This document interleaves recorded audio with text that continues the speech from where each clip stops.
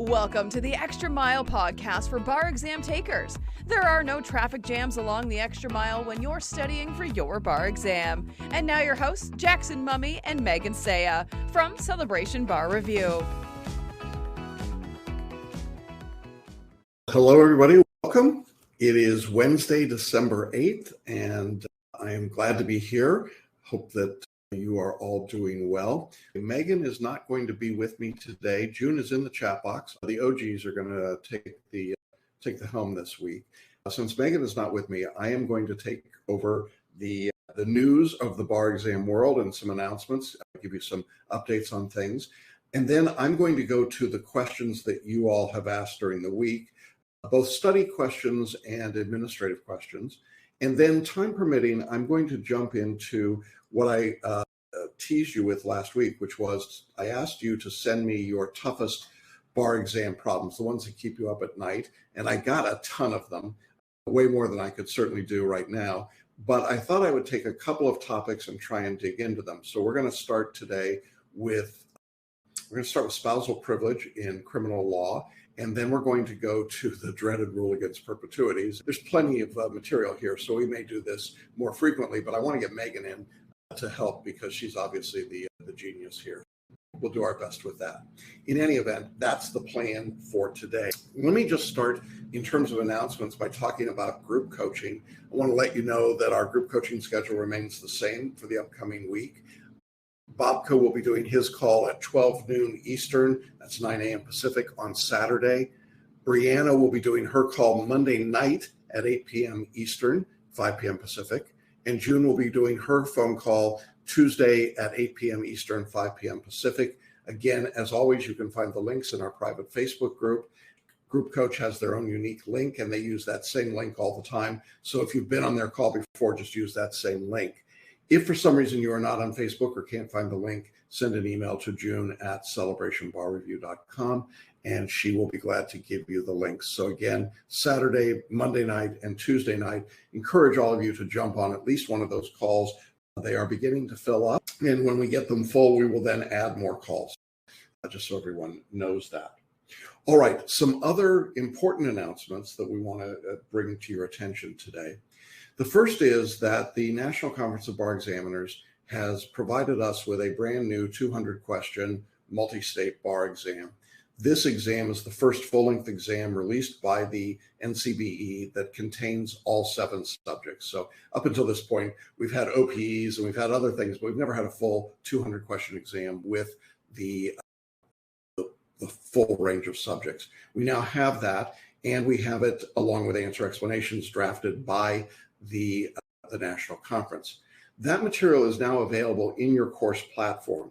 You will find it in Multistate Workbook 3. That's a brand new book, and you'll find that book under your digital course files, regardless of which course you're in. When you get into I think it's the course walkthrough probably is the initial section, but look for digital course library, and you will see the book there. You can open it up as a PDF. You could download and print it. It's a bit lengthy, I think, to do that.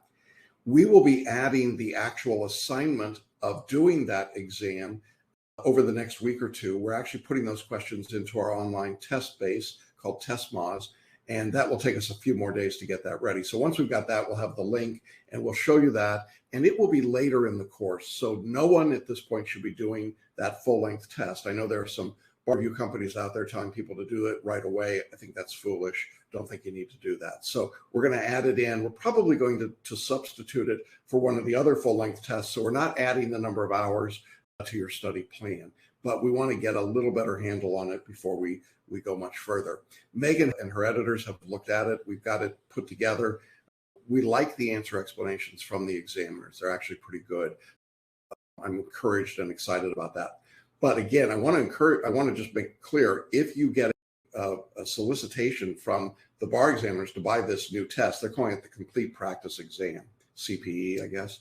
You don't need it. We've got it right here, and we'll have it in an online format, so as well as in the PDF. So that's the status there on the new Practice MBE. We're excited about that. Next thing I wanted to tell you about is something I'm actually excited about that we did it. As we've got a product called BarMaps. BarMaps is really a series of 3 different products for all of the subjects of the bar exam. It's a series of timed videos, taking our regular video course and breaking it into timed sections. And then it's got fast finish audios, which are sound compressed of the audio tracks of those lectures. And then the third component are mind maps that we've created in every subject. And we've done that in MindMeister. And that's the software program that we use. Now, I was getting a lot of feedback from people that they were struggling with how to create their own mind map and how to make this work. So we decided to do something a little different. I'm going to show you what we've done here. This is actually in the BarMaps product, and I happen to be in Real Property. And this is the mind map here. Now, up until this point, it was more challenging to figure out how to edit and work with it. So what we've done, if you scroll down on the page, you'll see that we've added a line that says you can download a PDF and then open it from there. And so here is the download for that particular PDF. You can download it, have a PDF that you could print, work with very easily. If you want to edit your own mind map, as before, click on the link and you can do that. And you will notice that we've added some additional pieces. We've added some new sections, particularly what we're going to talk about today. So you'll have the PDFs, you can download those and you can work with them. I hope that is helpful for people. We've got all of the multi-state mind maps in PDF form. We are in the process of adding the state subjects as well. That takes a bit longer, but we're going there. Next thing I wanted to just talk about that Megan asked me to remind all of you. We are seeing some registration limits from different jurisdictions for the February exams. Notably, we've seen them in DC and Maryland, where they've set a hard number on the number of applicants that are going to be allowed to sit. If for any reason you have not yet applied for the February exam in your jurisdiction, make sure you do that. I think the deadlines are coming, or they've been there. You may have passed in some jurisdictions already, but be very aware of what's going on there.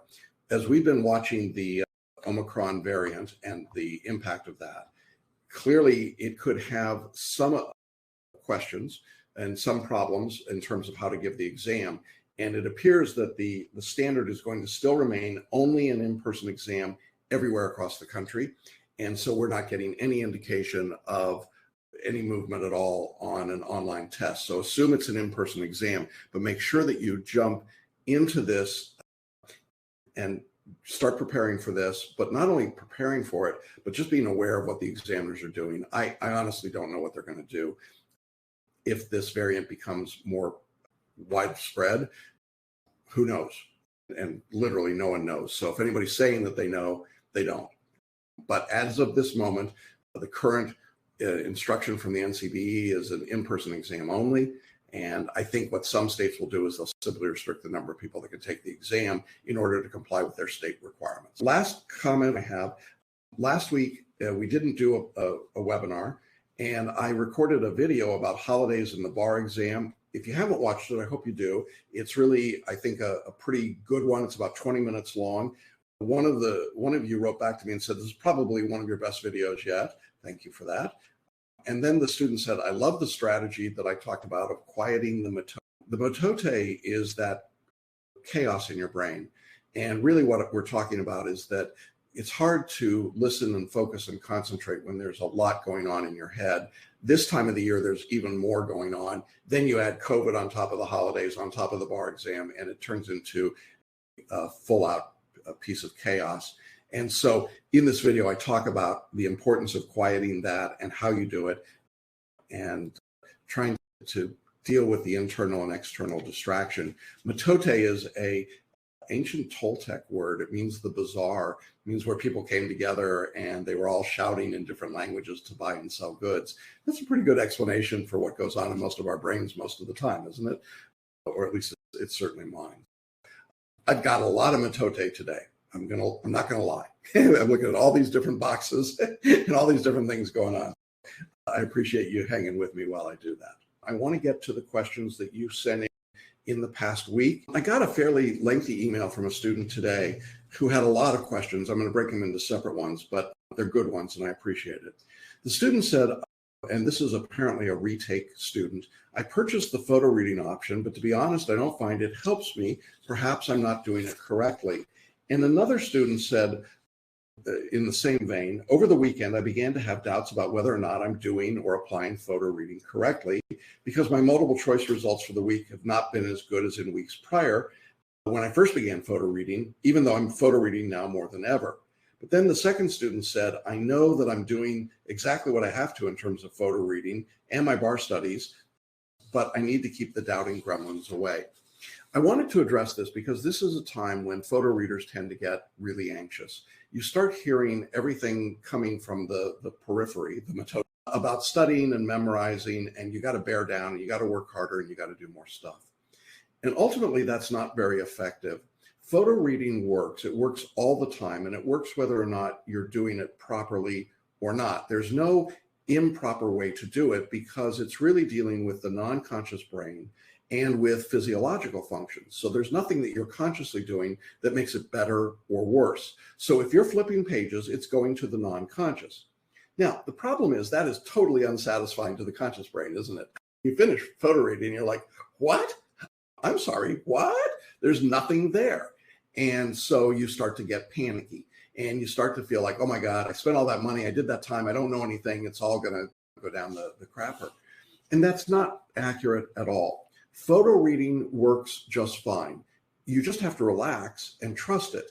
And what happens for most people is that if they continue to photo read and apply the photo reading activation techniques, things like mind mapping and the lectures and the question practice, that they begin to see improvement in their scores. Now, it's not a straight line up. Sometimes it goes up and down, as the second student indicated, but it gets better, and you don't need to panic. Just keep at it, and you'll be fine.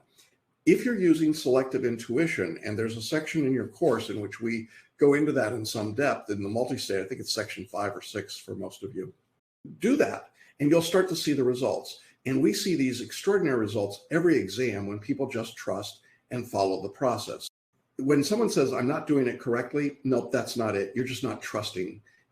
You're not trusting that you're doing it, and therefore you're resisting it, and that's what gets you into trouble. So my encouragement to that student is keep photo reading, keep doing it, keep following the structure and the approach. And if you have to, go back and listen to some of the activation steps that Paul puts into the course in those first 7 or 8 audio sessions. All right, this student that was struggling with photo reading went on and asked some other questions. I want to get into that. They said, how many hours a week should I be studying? I'm currently studying about 20 to 25 hours, and my studying consists of listening to the lectures and trying to photo read the outlines, and I do MBE questions in the program, and I do an extra 60 to 80 a week in Adaptabar. And I get this a lot from people. Right now, 20 hours a week is plenty of study time for just about everyone. And if you're just starting the course this week, you might want to bump it to 25, but really 20 hours a week is going to be enough to get you there if you're following the program. If you're a photo reader, you're obviously able to get through the reading in 15 or 20 minutes instead of 3 hours or 8 hours. And then you're using some of that savings time for your mind maps. If you're using BarMaps, you're going to be able to speed that up even a bit further. But the point is, that's plenty of hours. Here's where I think students get into trouble. In that fear of missing out, you end up doing more questions and you get freaked out. And then you say, oh my God, I'm not doing enough. And so you need to put in more time. And so you get into this cycle of running faster and faster. And I think that is problematic. So I would say to this student, stop doing the outside questions. You don't need them. There's 2,300 questions in this course, along with answer explanations. Follow the study outline we've given you and set up 20 to 25 hours a week, and you'll be fine. Now, this student went on to say that what they did is they went to an attorney that they work with to get more advice. You get the fear of missing out idea, right? I didn't get enough here. I don't like this. I'm going to get this. I'm going to add this. Then I'm going to go ask for advice. And I understand that's all perfectly normal. I'm not trying to put this student down. I'm just describing what I think a lot of people go through. This attorney, who I doubt if they teach the bar, what they said was do a simulated bar exam. This is not the time to do a simulated bar exam. That's a complete waste of your time and energy. You should be learning the underlying law before you get into a simulated exam. And then the student didn't do well on the simulated exam, and guess what happened? They started to freak out. Oh my God, it's going bad. Yeah, if we wanted to freak you out, we'd all have you take a simulated exam right now, and most of you would fail. That's just the reality. You'll be fine when we get there. Follow the order of courses and the order of lessons that you see in the study guide. It actually works. And if you're in the course and you're just following that along, we'll get you to plenty of simulated exams. But don't take advice from people that don't know anything about the bar exam. You could, but it'll make you crazy. The student wrapped up by saying, do you think I'm starting too early to take a simulated? Yes. Should I go down on the number of questions I do a day? Yes. Should I follow the course outline? Yes. Okay. And then finally, this student, it was a great email. I mean, these are things that touch on so many people. They said, I noticed that last week you talked about mind maps. What's your take on me using them as a repeat taker? Oh, absolutely, you should be doing them. Whether you make your own mind maps or you use our BarMaps product, you should absolutely be doing mind maps. I think it's one of the most powerful study tools you could possibly have. So absolutely think you should be doing that. So thanks for that question or questions. It was great. I hope I got through all of that for you. Next question, how many MBEs should we do daily and how many essays? You shouldn't do any of them daily. You should be following the course outline and the course structure, which will direct you when to do questions and how many to do and when to do essays. There was a study that we've talked about on, and we called it the 6 keys to the pass list. It's a free webinar. And in that, one of the things they discovered was this idea of the self-study cocktail and whether that helped people who had failed the exam pass. And what the study said empirically was it did not help. In fact, it hurt. And one of the reasons was that people were doing what this question implies, that somehow there's a fixed magic number of questions you should do daily. And if you just do enough questions, you're going to be successful. I want to remind you that the core of this course is built on the idea of repetition, which comes from reading lectures, then questions, then going away and then coming back and doing questions. So again, follow the structure of the course, and I think it will be helpful for you. All right, next question. How do you dissect a long fact pattern in 90 seconds on the MBE for areas like contracts, real property, and con law? And I could say that would be true for every subject, right? There are long fact patterns everywhere. When you've got a long fact pattern, you don't need to dissect it. What you need to do is react to it. Read it intuitively, read for the entire piece, and then reach your stated conclusion. Then look at your answer choices, then select. You don't treat a long fact pattern any differently than a short fact pattern. And what I would recommend to you is to go back and look at the series that Meg and I did on the 10 toughest MBE questions ever. You'll find it in your course. And in those, we've taken some long fact patterns and we've shown you how we apply and work through those. You don't want to do anything differently. And I think that's part of what you're going to hear when I start talking later today about the Rule Against Perpetuities and about spousal privilege. You don't want to make it too complicated. You want to get the main ideas and then just respond. But this word dissect suggests that somehow you can hyperanalyze it. You can't do that, not in 90 seconds. And you don't want to do it. You just want to get the primary thrust of the question. You want to get the generalized answer in your brain and then select it. And if you can't find it, skip it and go on, or mark your default answer and go on. It's not worth any more points than the short fact pattern. So don't get tripped up that way. Great question, though. I appreciate it. So now what we're going to do, we've got about a half hour left. And against my better judgment, I'm going to try and explain some legal concepts that are brutal and to see what we can do there. The study questions that keep you awake. And what we did was to ask our students in the last week, send us some of the study questions that keep you awake substantively. Some of you sent some very specific questions. Some of you sent really broad questions. I will say that it's very difficult to answer a broad question, describe causation. It's tough to do. We need to be a little more specific than that. But I tried to take a couple of broad categories that I heard from a lot of students on, and I wanted to talk about what might work there in order to help you get a little more comfort when you're in these particular subjects. So today we're at least going to start with spousal privilege, and then we're going to go to look at Rule Against Perpetuities. I think for a lot of people, there are study questions that do just that. They keep us awake at night, and so we wanted to help you figure out what to do about that. The first one I said that I wanted to look at is the spousal privilege, and here's what the student wrote to me. Spousal privilege in a criminal case, when do you know how to answer this in an MBE? I'm not sure when you know how to answer it. If it's an MBE question that says it's a criminal case and there's a spouse, then I think you've got to get some idea of how to answer it, and that should tell you you're in a criminal case. And some of you might be saying, well, what difference does it make? And as you're going to see, criminal cases, spousal privilege is different than in civil cases. So what we did was to try and break this out, and I used the particular paradigm that I use when I'm trying to break down a difficult subject. The first question that I ask myself, and what I would suggest that you do, is to ask yourself, what is the rule? What is it that we want to know about this rule? And so here's the rule about spousal privilege. There are two very different privileges when we talk about spousal privilege. When a witness is asked to testify against his or her spouse or a former spouse, and the first is the right in criminal cases to prevent the spouse from testifying. So you are not talking about this privilege unless you have a criminal case. And so that's where I think the first part of that student's question becomes important. We want to be sure that we're in a criminal case before we start applying this rule. But the first rule is that there is an opportunity to prevent a spouse from testifying. That's the simple rule, right? So what's the difficulty? Let's look at it a little bit more and see what happens. The reason that it's important, and this is the second question I ask myself. So first question is, what's the rule? Second question, why is that rule important? I think it's important to understand the background of a rule in order to know how to apply it. And what we're looking at here is a criminal defendant wants to keep the spouse off the witness stand because it comes from the incompetency of a husband or wife in common law to testify where they were an interested party. This was a disqualification. In other words, the theory was you were incompetent to testify because you're obviously biased and you're a husband or a wife. Then over time, that common law incompetency was transformed into a privilege.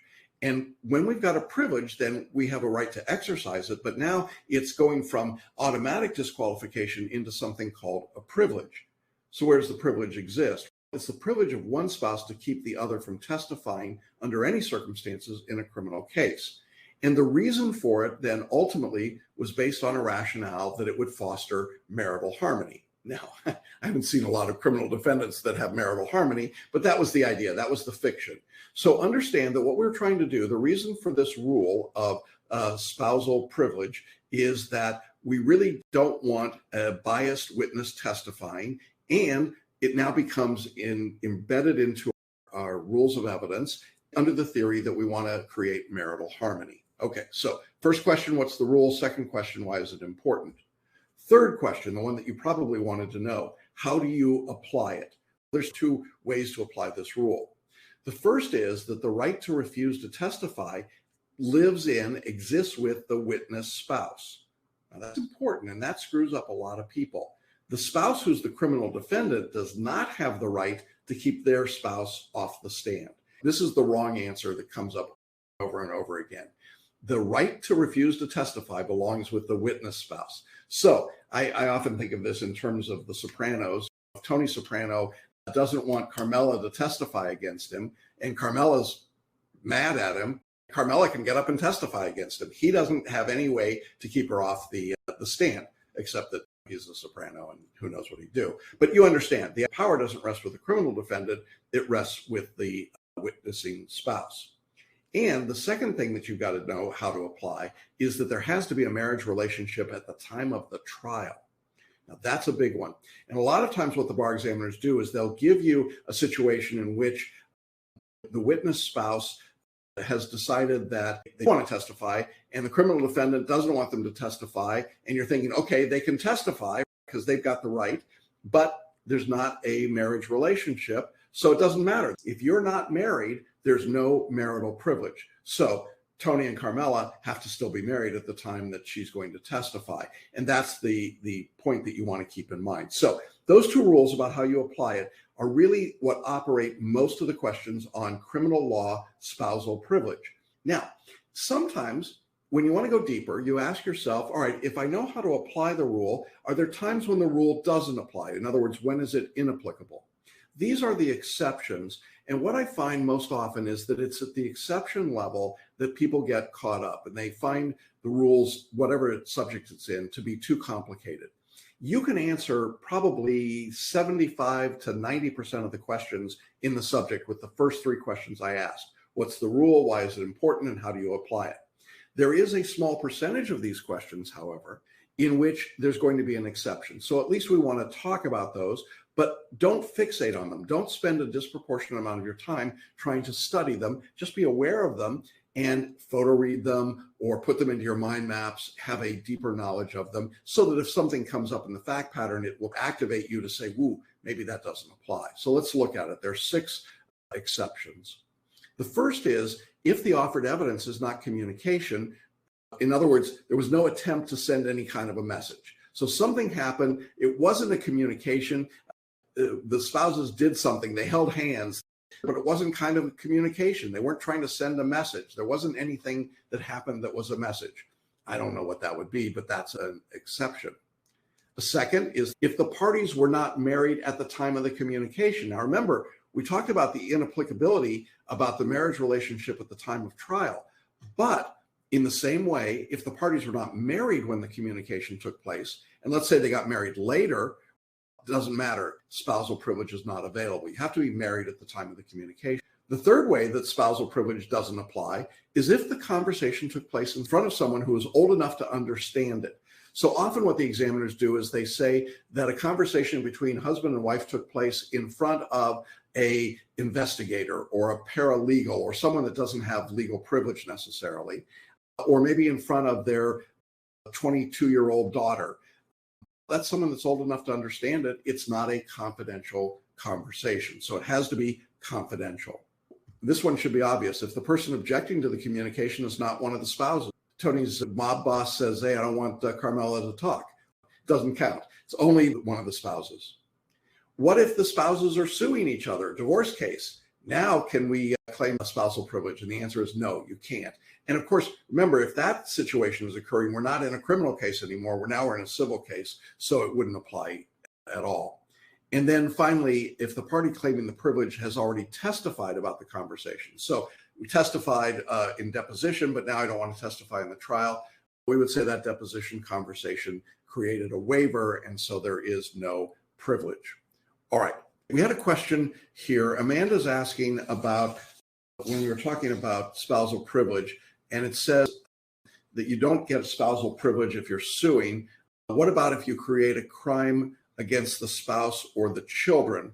In that case, the spouse or the children, if they're the victims, they could certainly testify. There's no privilege with respect to children. There's no spousal privilege with children. If you created a crime against the spouse, can they testify? Absolutely. Because remember, the rule is that the testifying witness, the spouse, always has the right to testify. So that's spousal privilege. Now, could you write more about it? Could you say more about it? Of course, but this is the core of it. And I really want to emphasize the key here is to stay in the core. Look at the rule, look at the history of the rule, and then how do you apply it? If you do that, then you really don't have to spend much time on the exceptions. Now we're ready to get into my least favorite topic probably of all time, but the one that gets asked the most, which is the rule against perpetuities. And I got a bunch of questions about it, but I thought this one was pretty well phrased. This student said, I really don't understand how to apply the rule against perpetuities. I memorized the rule itself, and I think everyone who's gone to law school can recite it, but I still have trouble applying it. No kidding. It is very difficult. And the rule against perpetuities creates all kinds of challenges for people. And I think it's important to have the concept, but also not to get too far into the weeds here. So I want to now show you with this mind map. And we've actually created this mind map for you in our BarMaps product. You'll find it in the properties section. You can click into that and download it. But I thought it would be helpful to show you a mind map specifically on the rule against perpetuity. Okay, this is our rule against perpetuities mind map. And I want to just start down here, the big picture, if you will. And I know that none of you can read any of those words, but what I want you to see is there's a lot of stuff here.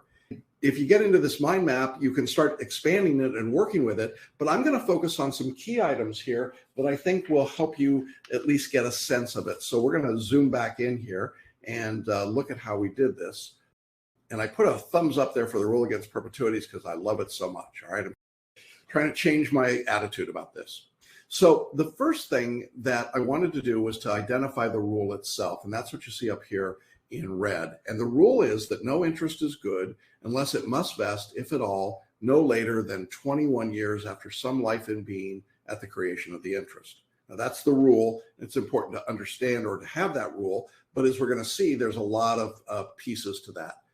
But again, using the same methodology that we talked about with the privilege, I wanted to look at the purpose of the rule. And the basic purpose of the rule, as you see here, is to prevent title from being tied up by uncertain future interests for an extended period of time. I think sometimes with the rule against perpetuities, we get into the weeds so much that we forget what it's there to do. And therefore, we can miss obvious answers, or we use the rule against perpetuities as an answer when it probably shouldn't be. Remember that it's really there. The rule exists so that property isn't tied up for an indefinite period of time to an uncertain interest. Because then what do? Who owns it? What happens? So the uncertainty and the extended periods of time are important. Now, the other piece to remember about this is that it applies only to a non-reversionary future interest. And I know that when we start using terms like non-reversionary future interest, your eyes glaze over. So how do we define that? Well, really, it's a future interest in someone other than a grantor who would have a remainder interest or an executory interest. So if it can't revert back and it's a future interest, then the rule against perpetuities applies. But if the grant is going to go back to the original grantor, there's no rule against perpetuities problem. Or if there's an executory interest, it's not going to go into a rule against perpetuities problem. And therefore, you can exclude that answer whenever you see those situations. And I would tell you that about 10 to 15% of the questions I've looked at in this subject are just that. And it's the obvious wrong answer, but because we see RAP, we freak out and we start thinking, oh my God, it's got to be the answer. In some of the cases, it's clearly not the answer, and you can eliminate it very easily. All right, with that in mind, the second piece of my mind map was the same thing we did previously, which was how do we apply this rule that we've got? We've identified it, but how do we apply it? And here we've got a series of different pieces of application. I think there are 5. Some of them are simple and some not. The first application of the rule is that a vested remainder never violates the rule. That's pretty easy. If it's vested, it doesn't violate the rule. So if you're looking at a problem and it says there's a vested remainder, or you see that there's a vested remainder, RAP is never going to apply. So again, the ability to exclude it is very important. Secondly, the application of the rule is that the rule period begins with the creation of the interest. So if we're now trying to actually use the rule, we have to begin with some definitions. And the first definition is creation of the interest. So you have to see when the interest is actually being created.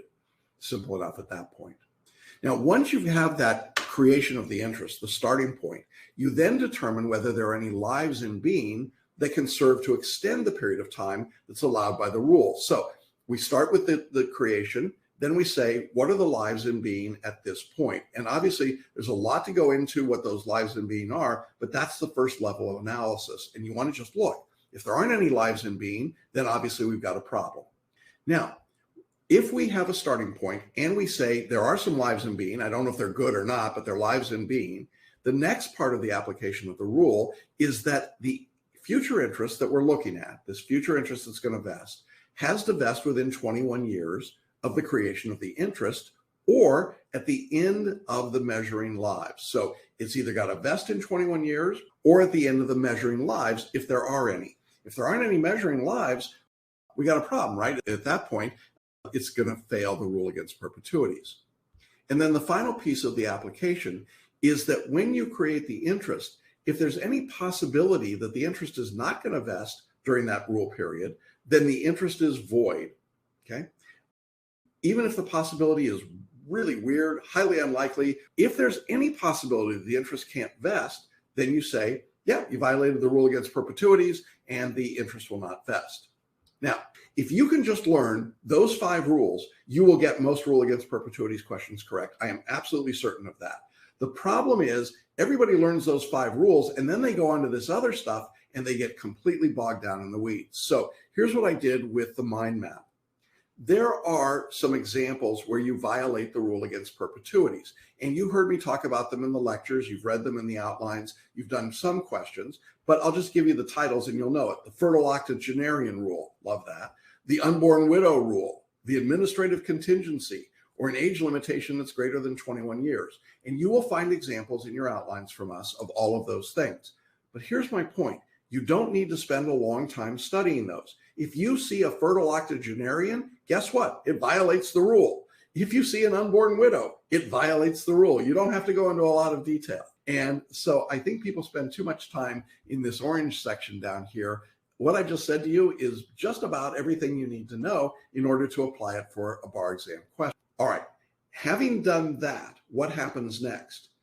You ask yourself, what's the rule's effect on any interest or conveyance? In other words, what's going to happen if we have to use the rule? And here, it's actually fairly straightforward. If it's not certain that there's a non-reversionary interest that'll vest within 21 years from the end of the life in being at the time of the creation of the interest, remember that's what we just talked about up here, then what happens? The interest is void and you strike. That's the effect of the rule. So if you've ever wondered, I've applied the rule and they violated the rule, what's it mean? This is what it means. You make it void and you strike it from the granting instrument. So that's all it means. You go back and you say, nope, that conveyance is not going to be valid. Now, there are some special applications and modifications of the rule. Things like class gifts or having severable alternative contingencies or charities to charities. How many questions on the bar exam go into this? 1 out of 100 maybe.